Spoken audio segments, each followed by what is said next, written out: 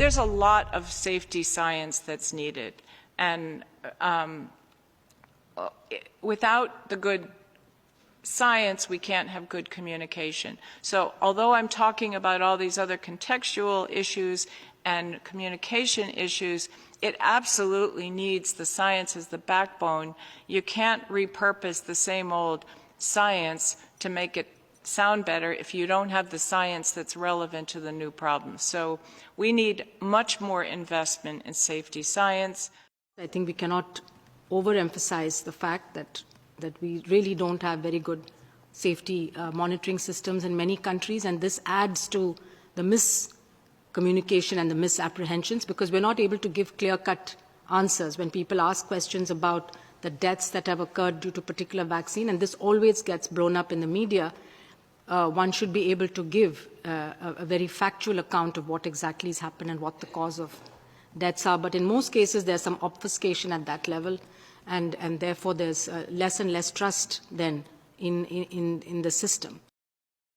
Every time that there is an association, be it temporal or not temporal, the first accusation is it is the adjuvant. And yet, without adjuvants, we are not going to have the next generation of vaccines.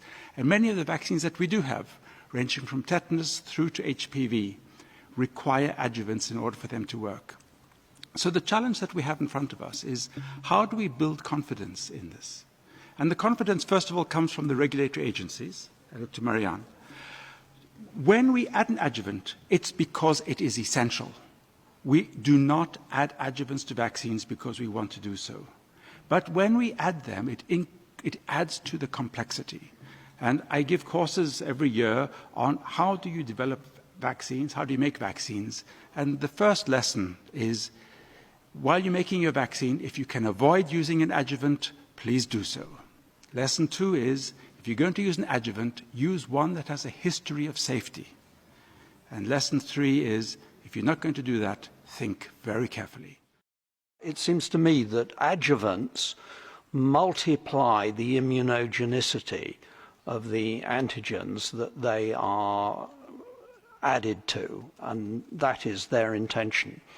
It seems to me they multiply the reactogenicity in many instances, and therefore it seems to me that it is not unexpected if they multiply the incidence of adverse reactions that are associated with the antigen, but may not have been detected through lack of statistical power in the original studies. You are correct. As we add adjuvants, especially some of the more recent adjuvants, such as the AS01, sapinin-derived adjuvants, we do see increased local reactogenicity. The primary concern, though, usually is systemic adverse events rather than local adverse events. And we tend to get in the phase 2 and the phase 3 studies quite good data on the local reactogenicity. Those of us in this room that are beyond the age of 50 who've had the pleasure of having the recent shingles vaccine will know that this does have quite significant local reactogenicity. If you got the vaccine, you know that you got the vaccine. But this is not the major health concern. The major health concern which we are seeing are accusations of long-term effects. So to come back to this, I'm going to once again point to the regulators. It comes down to ensuring that we conduct the phase 2 and the phase 3 studies with adequate size and with appropriate measurement. So in our clinical trials, we are actually using relatively small sample sizes. And when we do that, we're at risk of tyranny of small numbers, which is you just need a single case of Wegener's granulomatosis, and your vaccine has to solve Walt's. How do you prove a null hypothesis? And it takes years and years to try to figure that out. So it's a real conundrum, right? Getting the right size, dealing with the tyranny of small numbers, making sure that you can really do it. And so I think one of the things that we really need to invest in are kind of better biomarkers, better mechanistic understanding of how these things work so we can better understand adverse events as they come up. One of the additional issues that complicates safety evaluation is if you look at and you struggle with the length of follow-up that should be adequate in a, let's say, pre-licensure or even post-marketing study, if that's even possible. And again, as you mentioned, pre-licensure clinical trials may not be powered enough. It's also the subject population that you administer the adjuvant to, because we've seen data presented to us where an adjuvant, a particular adjuvant added to a vaccine antigen did really nothing when administered to a certain population, and it's usually the elderly, compared to administering the same formulation to younger age strata. So these are things which need to be considered as well and further complicate safety and effectiveness evaluation of adjuvants combined with vaccine antigens. I cast back my mind to our situation in Nigeria, where at 6 weeks, 10 weeks, 14 weeks, a child is being given different antigens from different companies. And these vaccines have different adjuvants, different preservatives, and so on.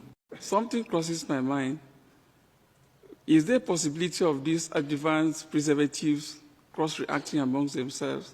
Have there ever been a study on the possibility of cross-reactions from the panel members that you can share the experience with us? Now, the only way to tease that out is if you had a large population database like the Vaccine Safety Data Link, as well as some of the other national databases that are coming to being, where the actual vaccine exposure is tracked down to that level of specificity of who is the manufacturer, what is the lot number, et cetera, et cetera. And there's initiative to try to make the vaccine label information barcoded so that it includes that level of information, so that in the future, when we do these type of studies, we're able to tease that out. And in order to as each time you subdivide, then the sample size gets becoming more and more challenging. And that's what I said earlier today about that we're really only in the beginning of the era of large data sets where hopefully you could start to harmonize the databases for multiple studies. And there's actually an initiative underway. Helen there may want to comment on it, to try to get more national vaccine safety database linked together so we could start to answer these type of questions that you just raised. The other thing that's a trend and an issue is not just confidence in providers, but confidence of healthcare providers. We have a very wobbly health professional frontline that is starting to question vaccines and the safety of vaccines. When the frontline professionals are starting to question, or they don't feel like they have enough confidence about the safety to stand up to it, to the person asking them the questions.